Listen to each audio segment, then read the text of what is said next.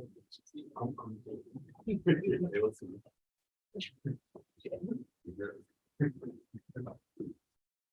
right, are you ready?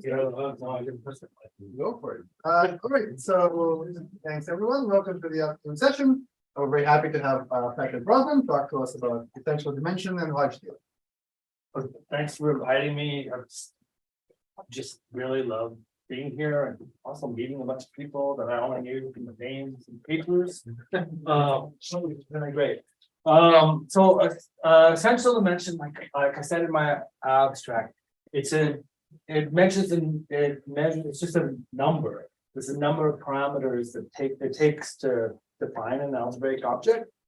Okay, I read somewhere on Wikipedia this thing about the Jain religion, that it was the story is that it was never invented. It's been around forever. It was just forgotten for various periods of time. And I think you could say the same thing about essential dimension. That people knew it, it's been there forever, but it was forgotten for a long time. And really, like Bueller and Reichstein, essential dimension is due at the last point to Bueller and Reichstein in the 90s. So they're the first people. I mean, they're not the first definition, but they're the first definition where, the ball started getting rolling and people started doing something. Before I maybe really start, let me just say also that there's Hodge theory in here. There's no O minimality yet. Okay, so I'm going to give a definition. This is the definition. Maybe it's not the most, it's not the original definition. And I could probably be expedient and give another definition, but this is a definition I actually kind of have in my brain. So I'm going to give it. So we fix a field K. So it's due to Mercura, who kind of rephrase what Bueller and Reichstein were saying. So K is a field. Fields over K is a category of all field extensions.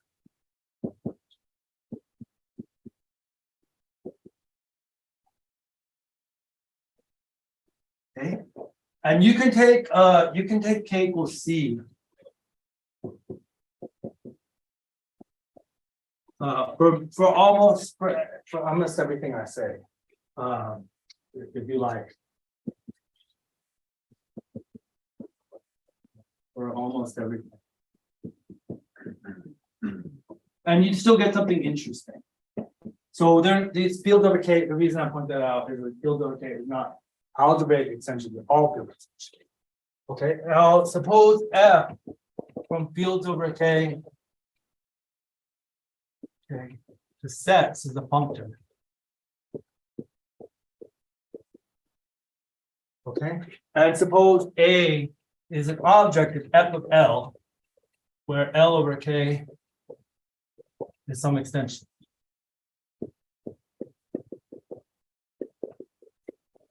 Okay, then the essential dimension of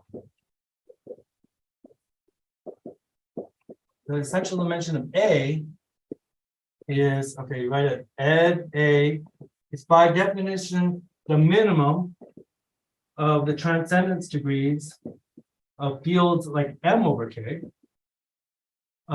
such that well, K has to be between M and L, and A has to be in the image of the map from F of M to F of L. So you assume that it's 100? I don't know what that means, but there is one thing. I don't actually know what that. Yeah, Final extension, do inclusion of the corresponding sets. No, you're not saying that. The one thing that one time I gave a talk. I've been working on this for a long time. So one time I gave a talk on it, and since I'm recording, Janos Kolar asked the following question, which is pretty good from a set theoretic level. Like, are all the F of L's disjoint? And I guess you should take them to be disjoint in this definition. So properly speaking, it's really the ascension of A. You really have to look at the essential dimension of A in L, but we're not going to do that. Like, just imagine all the F of L's are disjoint. But there's no monotonic. They don't have to be monotonic. There wouldn't be monotonic. I'll give you some examples. They're never. But yeah. Okay, and then the essential dimension of F. But they want to be continuous. No, there's no. It's just F is any function. Really, any functions. I It mean, can be. what? So this can be. Essential dimension. Yeah, I mean a function. Yeah, Your definition it can be infinite. the essential dimension can be infinite for sure. It can be infinite. So there are going to be functors that are more interesting than others, but it can definitely be infinite. So the essential dimension of F is the supremum of and A, where over all A in F of L, for all L in fields of K. And that can also be infinite, for sure it could be infinite. Okay. Now, I think at this point, I wrote notes on my phone. Or maybe I'll say one thing. So this what you view as like A is an algebraic object. We think of A as an algebraic object, and the essential dimension of A is the way it looks. It's like, well, we think of it as the minimum dimension of a field of definition of that algebraic object. We think of A as coming from M if it's in the image of this map from F of M to F of L. So M is a field of definition of A. And then the essential dimension of F is the biggest possible dimension of a field of definition for an algebraic object parameterized by F. So I'm going to give like one, silly example, which is not what we really think about. And then I'm going to give the real example that's the real thing. 0. So this is example 0. So let's take X to be a scheme of finite type over K. And we'll just take like H of X from fields over K to sets to be the representable functor.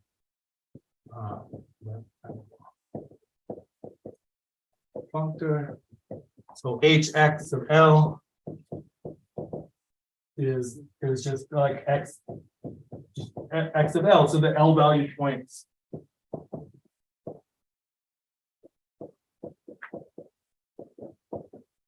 of X. So just all the points of X with values in L. Okay, then if A and remember this thing is also the set of all morphisms over K from spec L to X. So if A is the morphism from spec L to X, then the essential dimension of A is just the transcendence, it's just the dimension of that morphism. So essential dimension of A is just the dimension of A spec L bar. Or another way to say it, yeah. Oh, this is the provision now? Oh, okay. Yeah, sure. Yeah, sure. I guess I can. No, I can't. I'll so my outer my so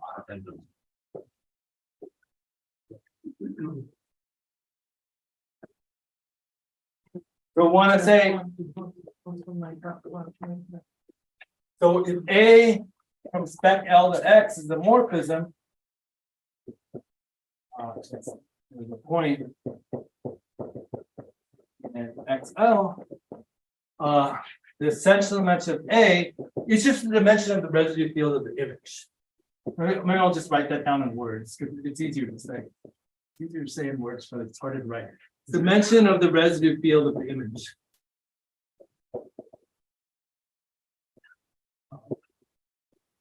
But I guess it's a transcendence degree over K of the residue field of the image.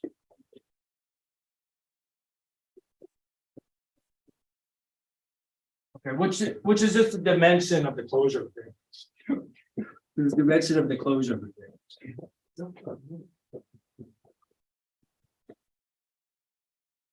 which is like obviously less than or equal to the dimension of X.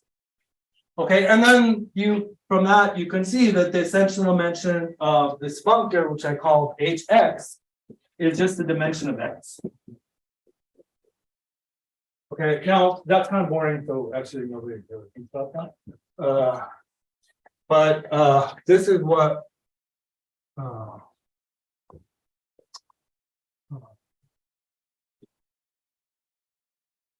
people think about. So the example one. So you take G to be an algebraic group.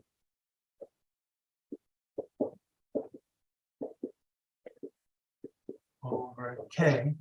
And then you let like H1 of LG equal the set of isomorphism classes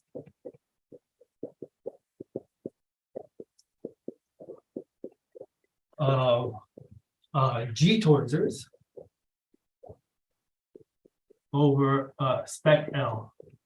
So maybe I'll write that down in a slightly different way. So just like different terminology. So it's the isomorphism classes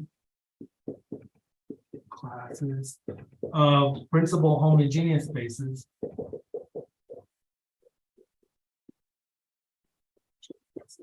Spaces E to spec L with the group G.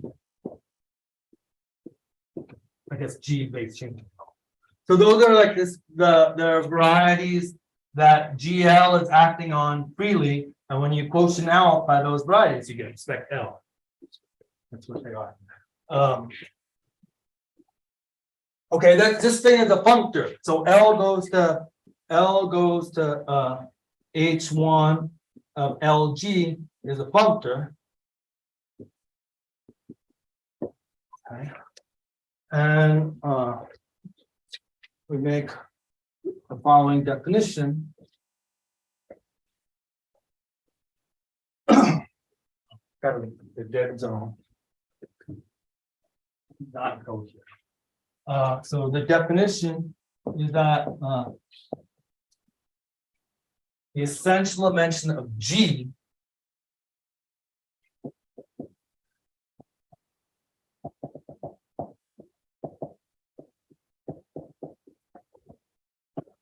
G is ed G, which is by definition the essential dimension of this functor H1 of blank G. Okay. So in other words, the essential dimension of G is the maximum like transcendence degree over which all of a field over which I'm trying to rephrase this in a different way, but it's not. If the essential dimension of degree G is n, that means that any G towards can be defined over a field of transcendence degree less than or equal to n, and also that there's some G towards it that can only be defined over a field of transcendence degree. That's what it means. Okay, so sorry, if that was algebraically closed, this is 0, right? but remember, we're going over all fields. I start with K. Very non-algebraic. Yeah, yeah. So let me do. So what I want to say, sometimes this is like really easy to do, to compute, and sometimes it's really hard.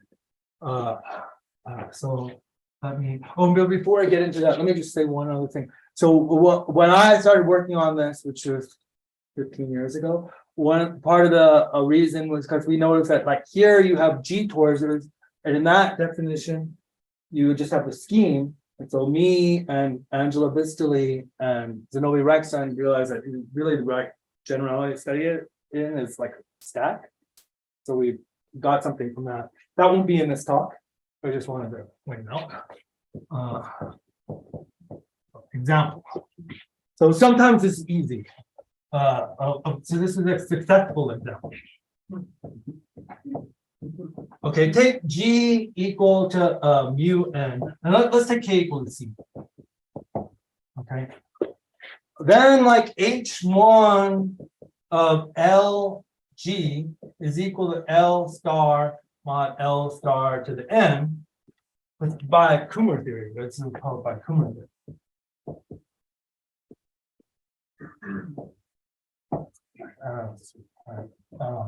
I mean, that comes from a short exact sequence you get from mu n. But it's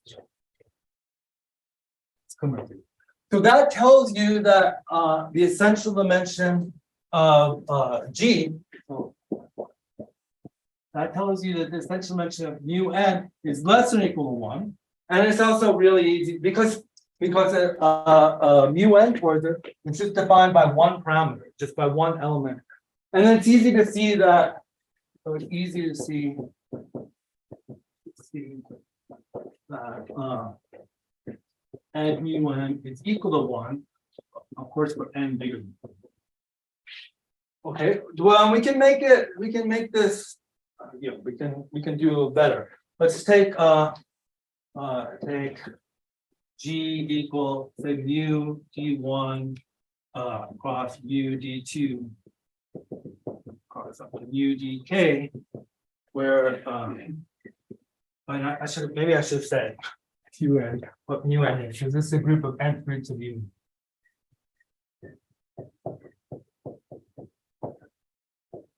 Roots of u. Okay, so let's make G equal to that, where D1 divides D2 divides DK. So I'm just using the elementary divisors.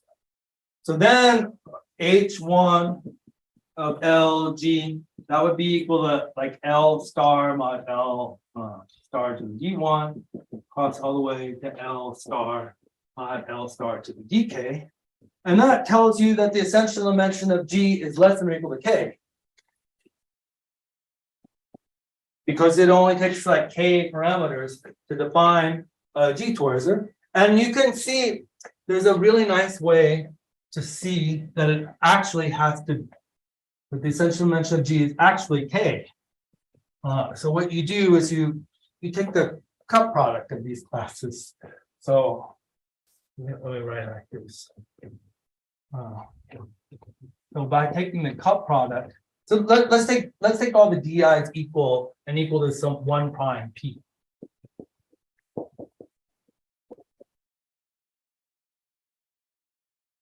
A 1 prime p. Just you don't really need. It just makes it easier to say what I'm going to say. Okay, then we can take the cup product.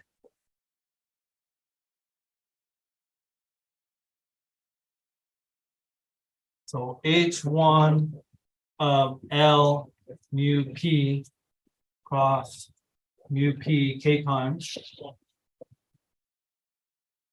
That's equal to H1 of L mu p cross with itself k times. And then that goes by cup product to HK of L mu p times to the k.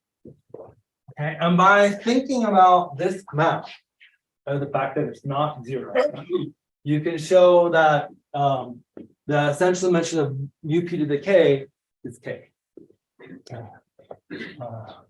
It's basically because the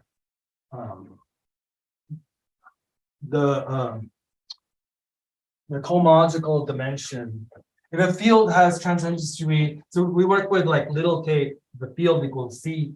If the field has chromological dimension, if the field has transcendence degree less than k over c, then the kth cohomology has to vanish.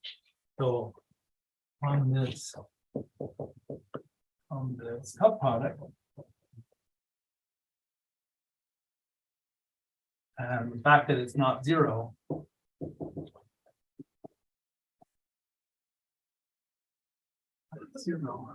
you can show that essential dimension of G is equal to K. And that's a theorem of Bueller-Einstein. It just this is one of their first theorems.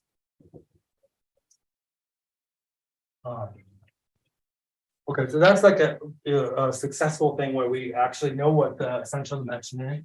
But there is another example, and it's really the example that motivated Bueller and Einstein, where we still don't know what the essential dimension is. So let's take G equal Sn. And still let's still take K equal C. Okay, then the essential dimension, so in Sn towards I have my notes. Yeah, Sn is symmetric group. Yeah. Yeah. Actually, if there are any, if you have any questions. Oh, okay. Should I write bigger or something like that? I can do anything. Anything. So H1 of LSN, right? That's equal to a set of iso classes of Sn toroidsers. Okay, and another way of saying it, it's also isomorphic. I'm just going to write equal to the set of field extensions. Let's call it F over L, but not field extensions. Like A-tel algebras. So A-tel algebras of degree n over L. So what is an A-tel algebra? Did your definitions require at any point that G be realized as an algebraic group, or you can just? Well, You're taking the symmetric group. How are you thinking of it? the not constant group. Yeah, I think I'm thinking of it as a constant group. So it is an algebra. It's just No, but no, because if you have a finite group, it's always an algebraic group. It could be in more than one way. We're over a non-algebraically closed field, but there's always one where it's just the constant thing, and it's just all the points, for example, are defined over that field. So there's like a functor from finite groups to group schemes over any field, okay? And the things in the image of that functor are called constant group schemes. And when I write a group, I just mean the constant groups. Okay, so, but anyways, in a way, this is more basic. So it's okay. What I want to say, H1 of LSN, it's the isomorphism class of Sn towards that has to do with Sn. There's a little more basic way to think about it. It's actually the isomorphism classes of a tau algebra of degree n over L. What is an tau algebra? It's a product of fields. Why do we have to have the tau algebras and not just the degree n field extension? Because some Sn toroidsers are going to correspond to some weird things that are not degree n field. So, but those things are really small, and if you want to ignore them, you totally have my blessing to ignore them because they don't change anything. So what Bueller and Einstein realized is that what this to find the essential dimension of Sn was kind of a classical problem. So what you would do? You would write down a degree n field extension with some number of parameters. Those parameters, the ones you start with, would be the coefficients, and then you would try to get rid of some of those parameters. And people did this. People did this in the 1800s with some success. So here's the way I want to say it. So an object A in H1 of, let's take a particular C of, here's the way I want to write it. C adjoin C naught, C1, Cn minus 1, Sn. Can we thought of as field extension? And let me put general object. Field extension. F over C of C naught, C1 up to Cn. Generated by the polynomial or by the root of the polynomial x to n plus c n minus 1 x to n minus 1 plus all the way up to c naught. Well, the equation, polynomial equation. Okay, and what people realize is that you don't actually need all these roots. I think they realized that more around 2,500 years ago, but you don't actually need all these coefficients. So I think the Babylonians knew that you could lop off the first ones. And then that got the name for it. It's like Chernhouse transformation, which Chernhouse was a lot later than the Babylonians, but I think the Chernhouse transformation let you reduce to the equation x to the n plus cn minus 2 x to the n minus 2 plus all the way up to c naught 0. And that tells you that the essential dimension of Sn is less than or equal to n minus 1. Okay, but then and you get, it also tells you that the essential dimension of S2, which is actually equal to the essential dimension of mu2, so we already calculated it, is equal to 1. And what about S3? For S3, you can actually make it, so you can make it, so this is the equation is the most general. You can reduce to this equation.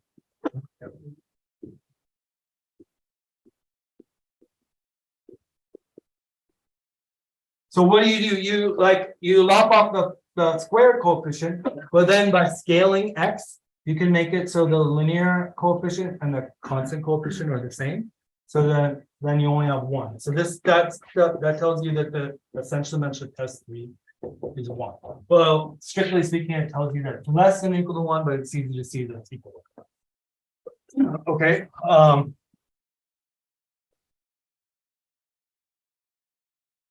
And here is a table of what we know about that, like about how far this goes. I'm gonna give a theorem, like in the interest of time. So here's a theorem. So Buehler and Reichstein attribute parts of it to Klein, Joubert. These are from the 1800s. Klein is really famous.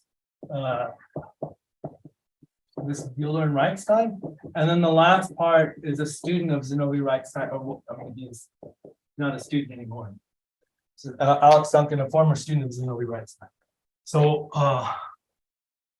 A is what I already said. Essential dimension of S2 is equal to essential dimension of S3 is equal to 1.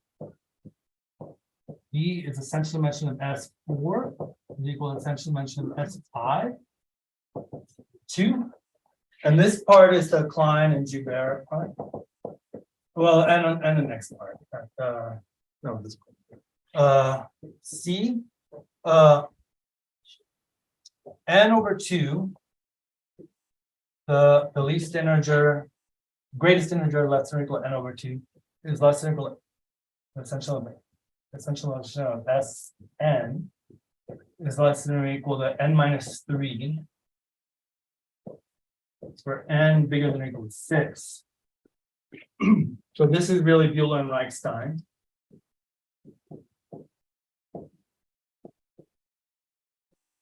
But I think the S6 part is like maybe Joubert. And D was much more recent. So this is from 2010.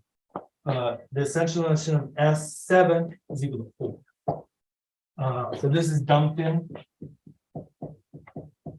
around 2010. And what it uses is using a result of Prokhorov. So Prokhorov basically classified Fano threefolds that have a reaction of S7, and that allowed him to rule out that the essential dimension of S7 could be 3. So we know it's 4. The rest is unknown. the essential dimension of Sn is unknown for n. So n Sn unknown for n bigger than 7. Is there a connection to the connection of the shopping locus? The what locus? The locus of hyperlink refers to. Oh, why is it n-3? Okay, the way I don't I'm gonna go with maybe on that one, but the maybe I can qualify the maybe. There is a definite connection to M0n. And the essential dimension of M0n is M0n is the moduli of n marked points on P1. And yeah, it's not hard to see that if you had a a polynomial will give you n marked points. The roots of it will be n marked points on P1. And the way you prove this upper bound of n-3 is that. And the conjecture really that the smart money is on is that it's equal to n-3, but I think, that's solid, yeah. But I don't, there are several proofs of it. There's even I think Euler and Reichstein prove it in a kind of by hand way. Everything with a C or. Yeah, here everything's over C. But for most, I'll tell you, okay, what are the big questions? I don't know how much time I do that. Big questions in essential dimension are: what is that? What is the essential dimension of PGLP?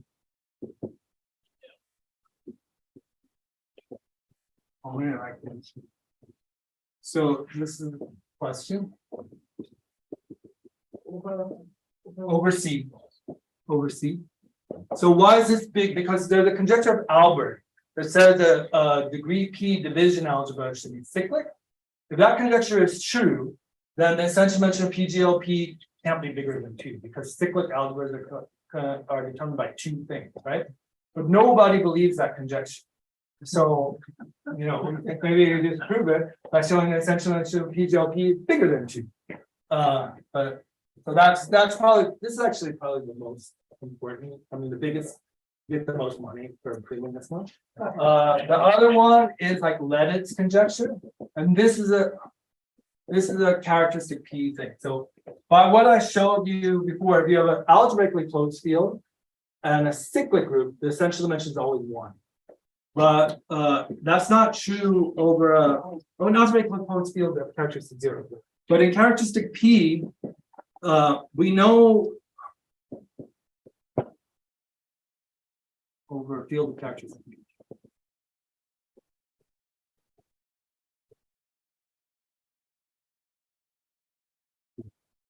So the thing is, a cyclic group of order P to the K over a field of characteristic P has essential dimension less than or equal to K. And the reason is because every Z mod P to the K order is determined by an element of the bit vectors of length K. And that bit vectors of length K as a variety is just affine K space. So the essential dimension can't be bigger than K. The question of whether it's equal to K is very much open. I think Sarah proved it. K equals 2. Oh, K equals 2. Yeah, well, K equals 2. So in some way, you must be constant.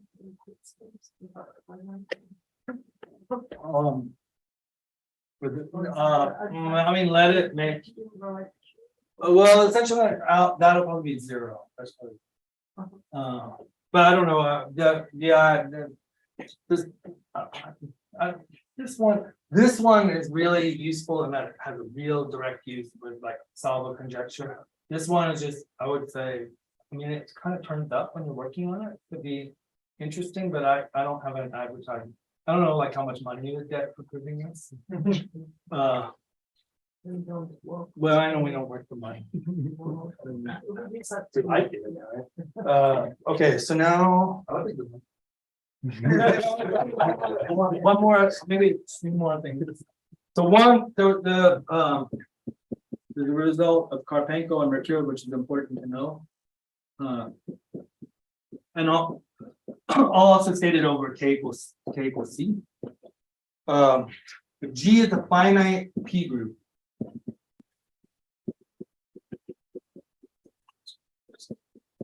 believe it's one. Page one. Page one is true. Yeah. Yeah. Well, I think that's Sarah proved table too. I'm Wait, bypass. Oh, God. no, one is true. I think one is just obvious. Yeah, one it's obvious because the essential dimension can't, yeah, it's one, it's kind of obvious. Claim it's obvious. It's like that thing, when somebody says something's obvious and then they keep going out and then go in. But yeah, it's up. If G is a finite P group, then the essential dimension of G is equal to the minimum of dim B, where B is a finite, where B is a faithful G representation.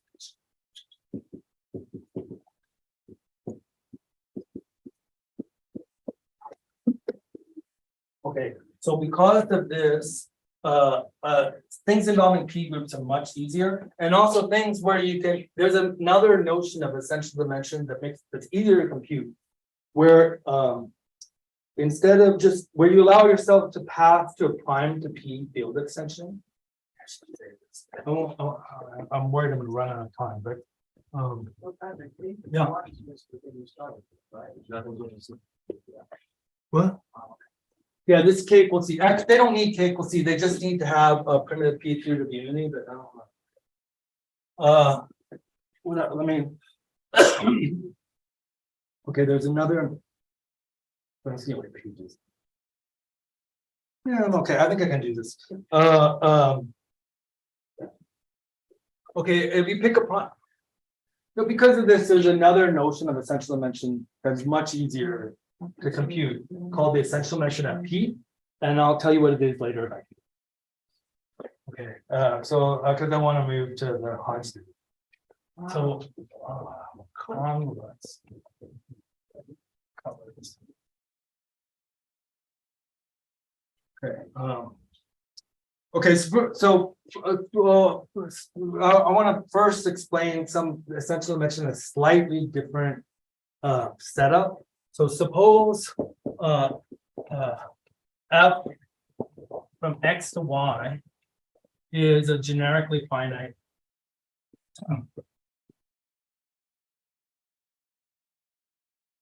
morphism of algebraic variety. Okay. So we get a field extension.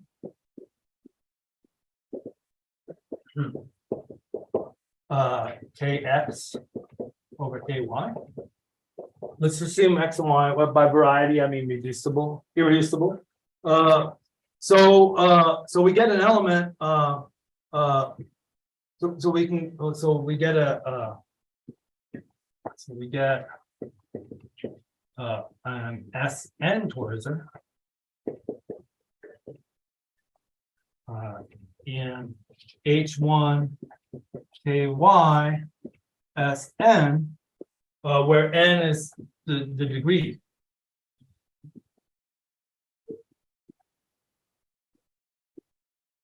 And what I want to say is we can do this in a so we get a notion of essential dimension of that map F.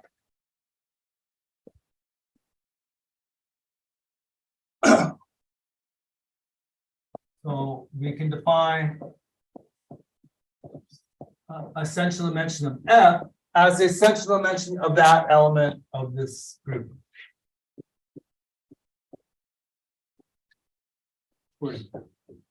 But there is like a more like visceral way to say what it is. So in fact, the essential dimension of F is the smallest dimension of variety y prime sitting in a pullback diagram.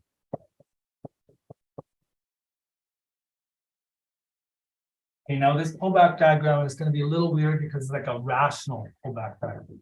We take that map x, the morphism x to y, view it as a rational map, and then we have take a rational map down to some guy y prime, and then we suppose there's another guy prime. Put like rational maps everywhere, and we assume that this is a pullback. So in other words, it's the smallest dimension of a variety y prime such that x to y is pulled back from some rational map x prime to y prime. And you can make this, if you don't want the rational maps, you could just shrink, shrink y, make some small open set where this is really a morphism, and shrink y prime to make a small open set where that's really morphism, and then you get all the morphisms everywhere.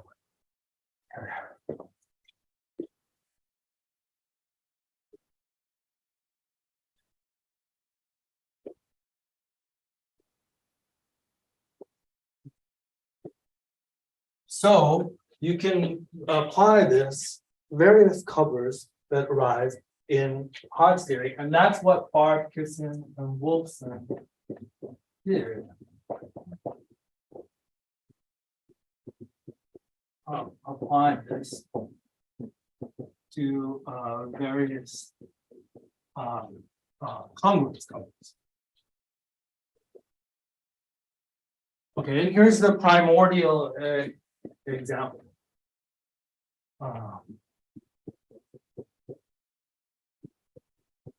I call it because they really go to town with this, so there's a lot more to it. So let's pick n bigger than or equal to 3,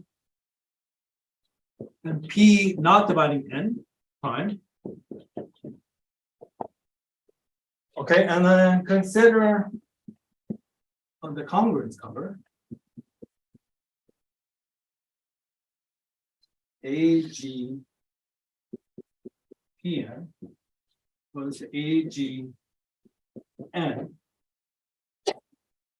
Okay, what is this AGN? AGN is the modular space. Well, let me say the words and then I'll write something. It's a modular space, a principally polarized abelian variety, dimension G, with a full level n structure. So it's a set of all pairs A, B, such that A is a principally polarized. I'm just going to write PPAV, principal polarized abelian variety, and B from the n torsion on A to Z mod n to the 2G is an isomorph. Okay, and if you want, you could make that isomorphism respect the structure. You could put a symplectic form on here and make it restrictive wave pairing. But for this, it really doesn't matter. Okay, and the map is just you forget part of the congruence. So the map is just forgetting part of the feet. Okay,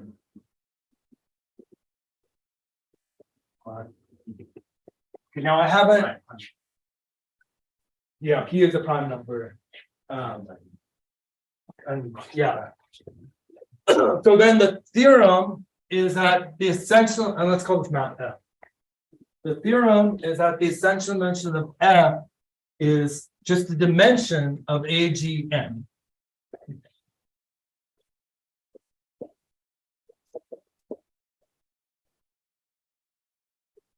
So what that means, so Bueller and Reichstein had a word for that. They say the map is incompressible if its essential dimension is the dimension of the target. Okay. F is incompressible in the language of Bueller and Reichstein. So just that it can't come from anything smaller, right? You can't get this congruent cover from anything of smaller dimension.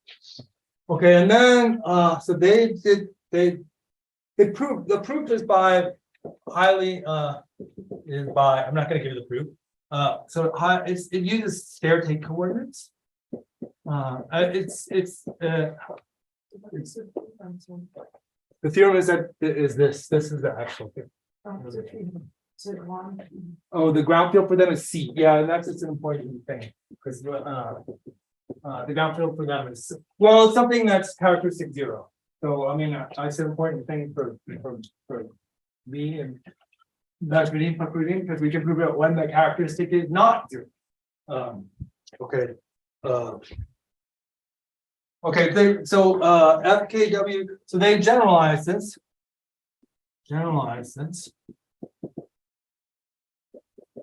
To various congruence covers.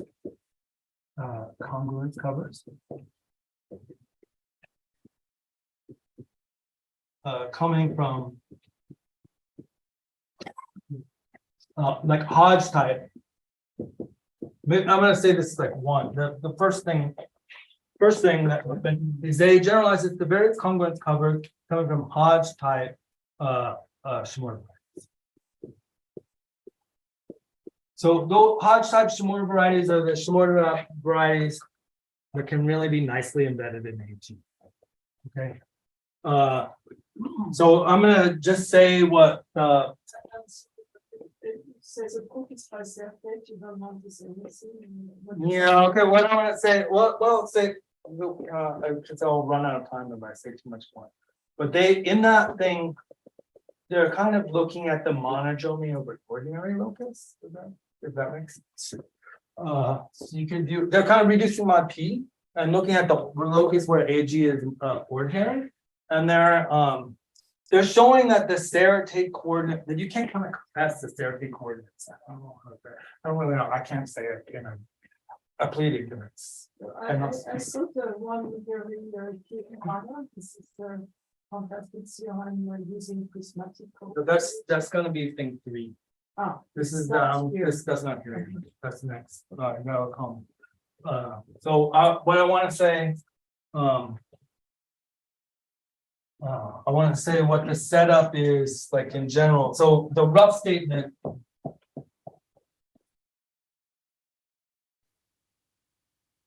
is so D is going to be equal to G mod K, Hermitian symmetric space of Hodge type. And then gamma is going to be a suitable arithmetic subgroup. And then you have like, and then gamma prime is going to be maybe normal in gamma, a subgroup of gamma.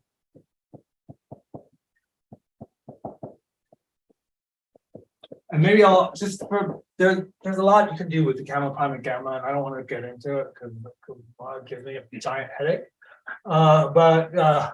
This is also suitable. So I'm going to just use suitable to put everything, all the nonsense in. So basically D mod gamma prime, D mod gamma is incompressible.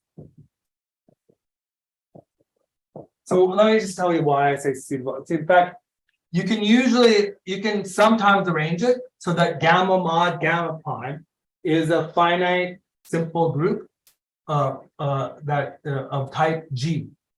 Okay, but you can always arrange it so that given gamma, you can find a gamma prime such that this guy is incompressible. You might have to pick a really small one. You can arrange it. Okay.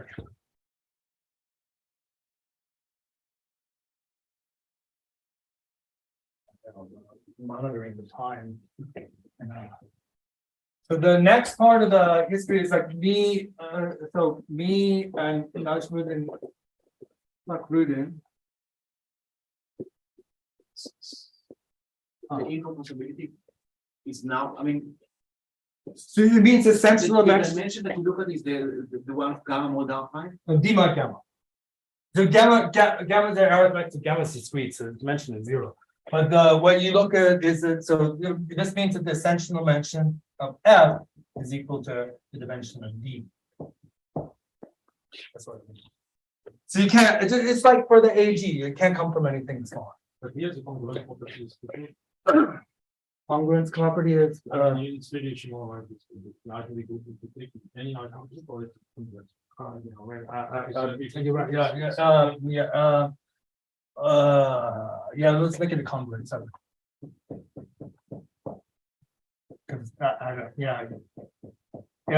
This for them it's congruent and even I'm worried about that for part of my life and I never want to worry about it again. So okay, so what we did is we gave give geometric proofs of the above results, some of the above, some the above results using this thing called the fixed point method, which I don't think I have time for. So the fixed point method is a method. Okay, if I have a variety X and it has an action of a finite abelian P group of rank R, and suppose I can put it in a closure of X, not out there. I can close the variety is open. I can stick it in some X bar, which also has an action of that group. And suppose that finite abelian P group of rank R has a smooth fixed point in the closure. And the essential dimension of X going to X mod H, at least R. So it gives you a lower bound on the essential dimension of X just from the existence of a fixed point on the boundary. So we use that to give geometric proofs. And okay, the upshot was really two things. So one is it works when the characteristic of K is bigger than 0. And also it works for let me say suitable. So D equal suitable tube domain. In particular, for G equal E7, which is not a Hodge type. This is an exceptional. What would that be in speak to what we've seen? No, it'll be like, so what's going on here? Yeah, I'll tell you in this picture what's going on, where the abelian group is. So you have a G. Now, our tube domain, for our tube domains, we want to have a tube domain that has a dimension 0 boundary component. That dimension, so that's in the boundary of D mod gamma and the Bailey-Burrell. And if it has a dimension 0 boundary component, then there's, for any boundary component, there's a parabolic subgroup that's associated to it, and then there's like a unipotent radical of that parabolic subgroup. And that unipotent radical, if it's dimension 0, is abelian. And that guy has a fixed point, but it's not smooth on the Bailey-Burrell. It is a smooth fixed point on the toroidal convective. And that's what's going on. That's more or less what's going on here. So there are smooth fixed points on the toroidal convective fixed. And then the last thing, I want to state the conjecture. So let's say the last thing is that so using prismatic homology,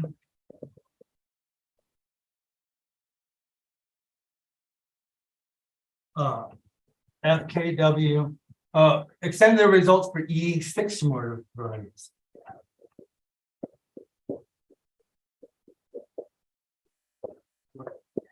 E6 some more varieties. And also proved incompressibility of the cover, okay, times P from A to A for abelian varieties with good reduction on P.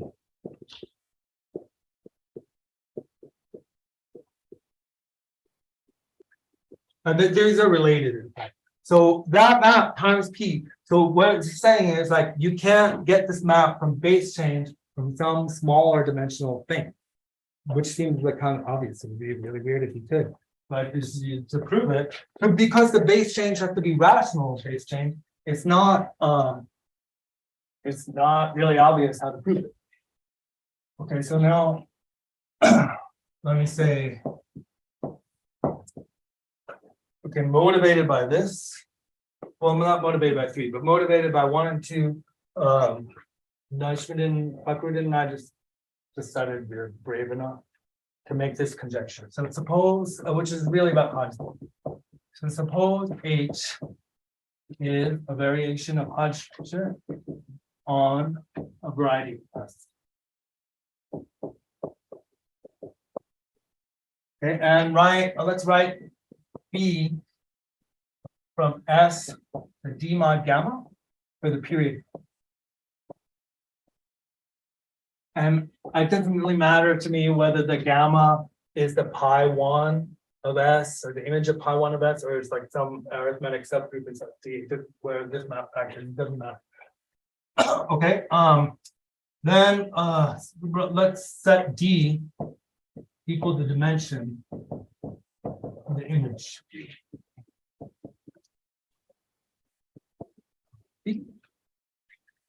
Then for P a prime and a natural number, maybe a natural number in the American, and a positive integer, and bigger than 0, and P plus N sufficiently large, the essential dimension of HZ tensor with Z mod P to N is bigger than or equal to. And I just have to say what this means a little bit. So this guy is a local system on S. So you can ask, like, can that guy be pulled back from something of smaller dimension? You would call the essential dimension of that. If you could pull it back from something of dimension R, then you would say the essential dimension of this guy is less than or equal to R. You only have to pull it back rationally. You wouldn't pull it back everywhere, just rationally. Although for local systems, it's really not going to matter that much. So our conjecture is this. And I think, yeah, maybe. Oh, I'd like to see more of it. Do you have enough time? Do you have time? How much time do you have? Okay, I'm gonna go for one thing. So there's one thing there's one nice thing about the conjecture that I think what happened is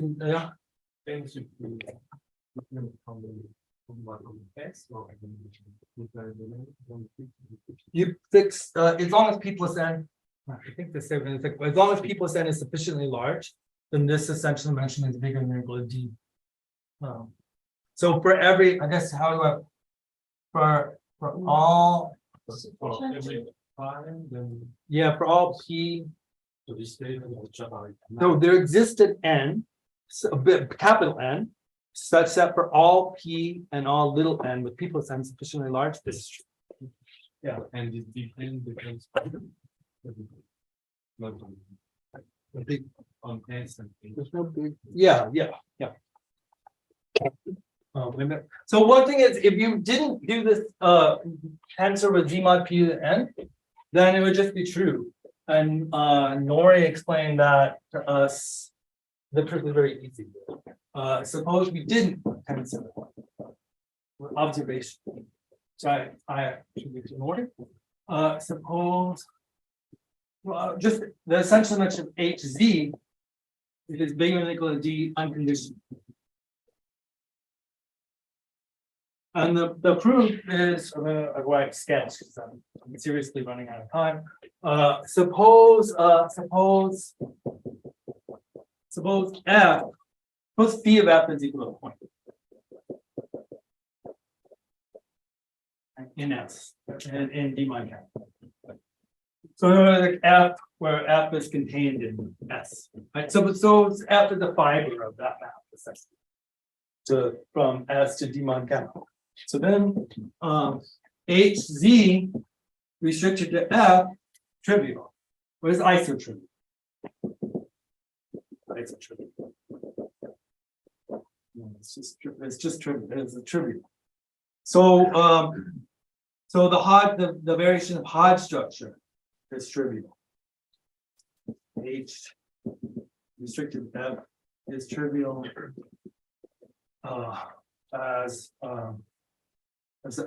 really it's this one. It's isotrivial as a variation of Hodge structure by the theorem of the fixed point. Right.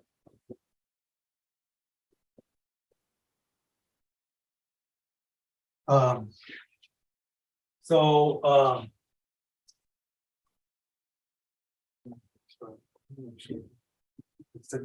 said something in reverse. Oh yeah.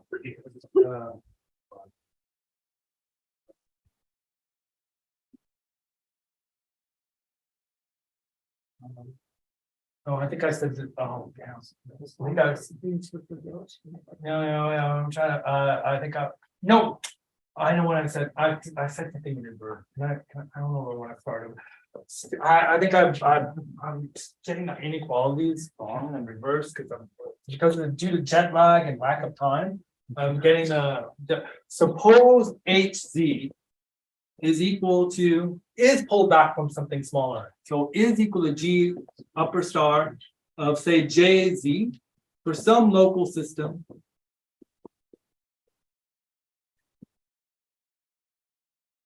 J, C, on a variety T with a map S T, which I gotta call G. Right, so in other words, suppose this HC did come from something smaller than H.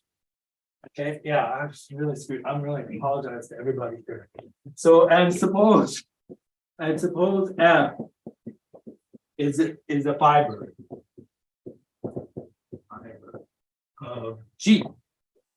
Yeah. So then HZ restricted to F is trivial. Right, because it's a fiber of the thing we pull back. So so H restricted to F is isotrivial. And then so B of F is equal to point. Yeah, I got the you know, I got the what do we call the conclusion and the premise like switched. But so that tells you that well, this shows that the essential this proves that the essential dimension of HC is bigger than equal to D. This proves that dim T is bigger than. And I stop just because I don't want to make, I don't want to make any more mistakes. But yeah, thanks.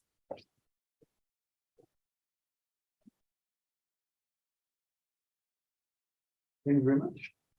Any questions? So actually, are you just using the phrase which are not for the documentation, but if you have an abstract and simple documentation, so an abstract and simple system, which are not. I guess you can make the same conjecture. So what's the conjecture? Yeah, I want to make. So the Shepard map, which is the dimension of the minimal guide to which the whole system comes.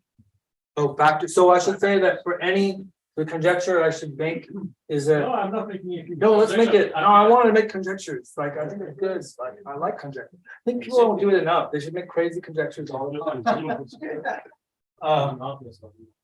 So you're saying about have a semi-simple local system that has some separated tensor with Z mod P to N, yeah. And get some dimension. The image.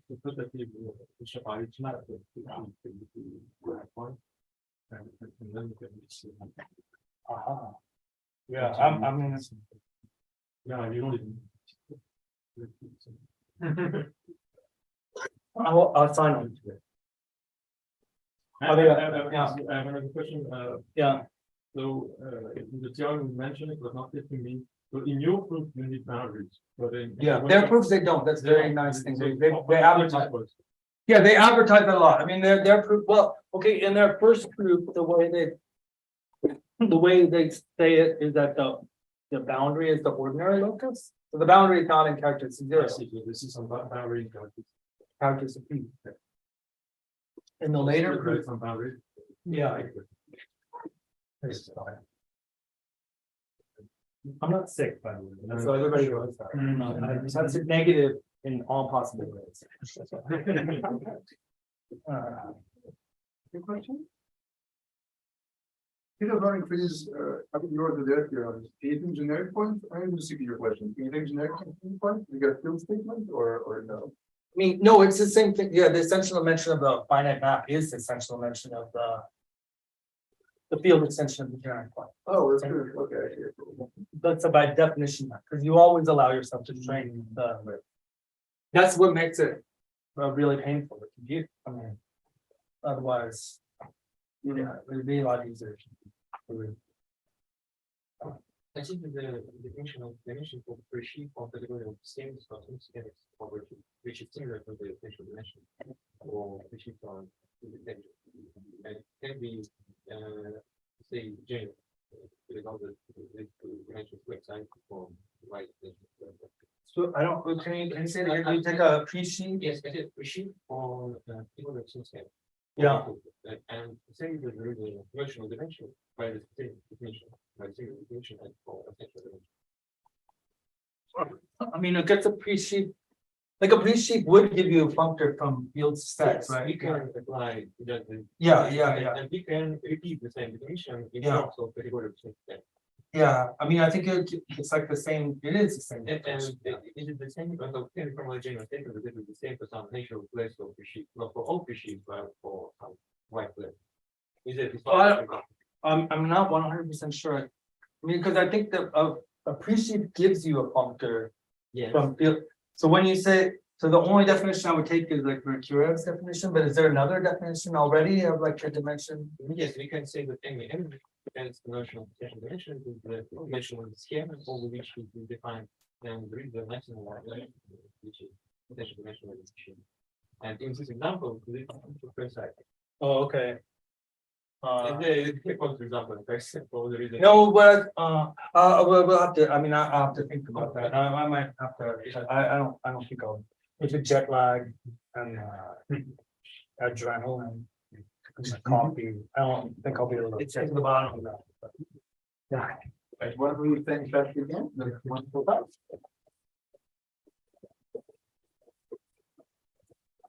So let's take a quick break and about at the 3, right? So we can look at, I think it's 4. Sorry? 4. Oh, this is 4.